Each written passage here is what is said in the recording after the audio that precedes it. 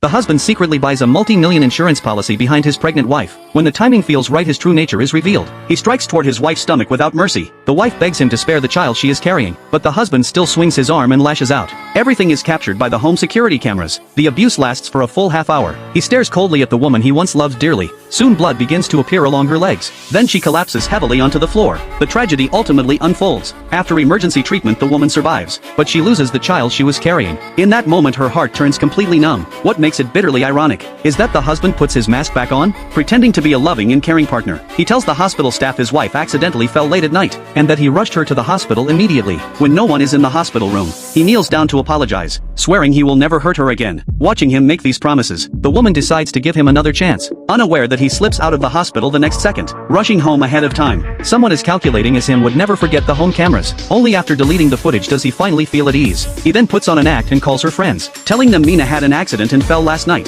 The real reason for this call is to have them persuade Mina to leave the hospital today. Clearly the husband wants no complications. As long as he brings Mina back home first, everything will return to his control. But what no one expects is that after the doctor's evaluation, Mina permanently loses the ability to become a mother. Her body has suffered irreversible harm. What she does not realize is that her friend has already sensed something wrong. In her memory, the man is always quiet and distant. Even when attending gatherings with them, he keeps an arrogant and detached attitude, never willing to say more than a few words. He strictly isolates Mina from her friends, not allowing her to speak freely with others. The friend also accidentally notices that the mansion is filled with cameras. As a woman herself, she finds it impossible to understand such behavior, but Mina mistakenly interprets it as love, constantly trying to please her husband. Thinking of this, the friend cautiously asks why Mina did not tell the doctor the truth. Unexpectedly, Mina still insists she simply fell. Anyone can see Mina is hiding something. What they do not know is that the husband is standing outside listening. He then approaches Mina again, saying let us go home together. Mina forces a smile. She knows very well that even with friends present she cannot escape his control.